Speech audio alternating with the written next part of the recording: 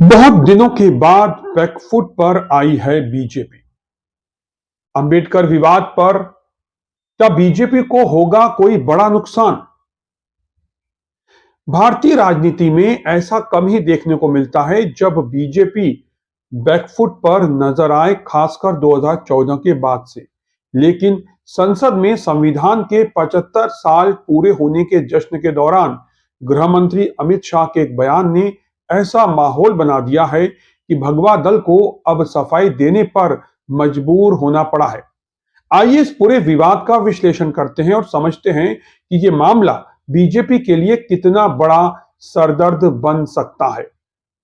नमस्कार दोस्तों, स्वागत करता हूं मैं आपका आपके अपने YouTube चैनल योगेश की रिपोर्ट में। दोस्तों, संसद के शीतकालीन सत्र में जब भारतीय संविधान की 75वीं वर्षगांठ पर चर्चा हो रही थी, गृह मंत्री अमित शाह ने राज्यसभा में एक बयान दिया। उन्होंने कहा, अभी एक फैशन हो गया है अंबेडकर अंबेडकर अंबेडकर। इतना नाम अगर भगवान का लेते तो 7 जन्मों तक स्वर्ग मिल जाता। यह बयान विपक्ष के लिए मानो एक मौके की तरह था।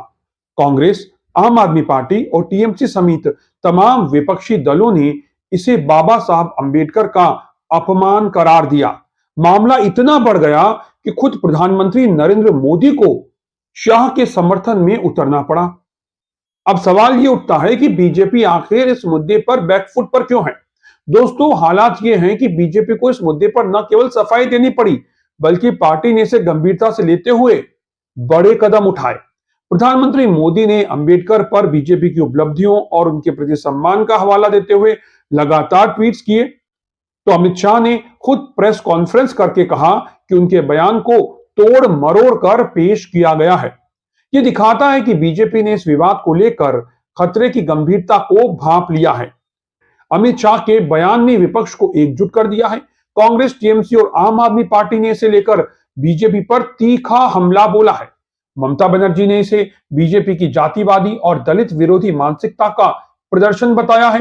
दोस्तों, आम आदमी पार्टी ने इसे दिल्ली चुनाव में बड़ा मुद्दा बनाने का ऐलान किया है, यानी केजरीवाल मौके पर चौका मार रहे हैं। दिल्ली की सड़कों पर आम आदमी पार्टी के प्रदर्शन और बाबा साहब का अपमान नहीं सहेगा हिंदुस्तान जैसे नारों से यह साफ है कि विपक्ष इस मुद्दे को चुनावी हथियार की तरह इस्तेमाल करने की तैयारी में है। तो क्या बीजेपी को चुनाव में कोई नुकसान होने वाला है? इस विवाद का असर बीजेपी पर कितना पड़ेगा, ये कई फैक्टर्स पर निर्भर करता है। तो चलिए आपको बताता हूं वो कौन कौन से फैक्टर्स हैं। सबसे पहले बात करते हैं दिल्ली विधानसभा चुनाव की।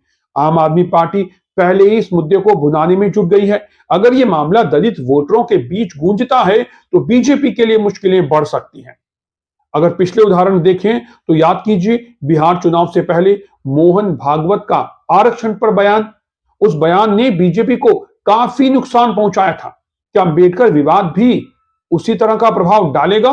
कम से कम केजरीवाल तो यही मानकर चल रहे हैं कि इस विवाद से दिल्ली की गद्दी उन्हें एक बार फिर मिल जाएगी। क्या है अमित शाह की सफाई?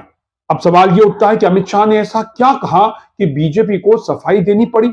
शाह ने अपने बयान को लेकर कहा कि यह सिर्फ विपक्ष के अंबेडकर का नाम बार बार लेकर राजनीति करने पर एक कटाक्ष था और उनका मकसद किसी का अपमान करना नहीं था।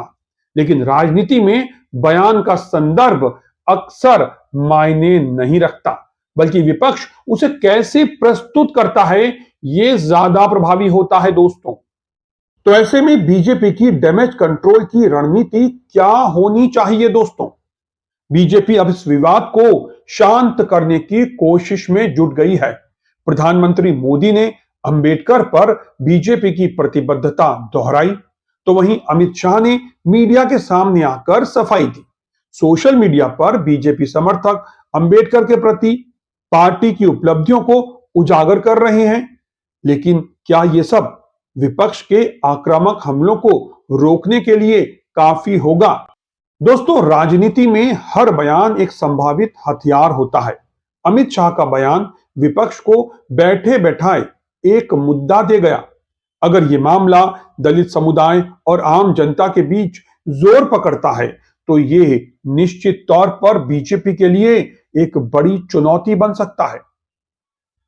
आपका क्या मानना है? क्या यह विवाद बीजेपी के लिए भारी पड़ेगा या पार्टी इस मुद्दे को संभाल लेगी? अपनी राय कमेंट्स में जरूर बताएं। और अगर यह वीडियो पसंद आया हो तो इसे लाइक, शेयर और सब्सक्राइब करना ना भूलें। फिलहाल मुझे इजाजत दीजिए, फिर हाजिर होता हूं एक नए वीडियो विश्लेषण के साथ। तब तक के लिए नमस्कार।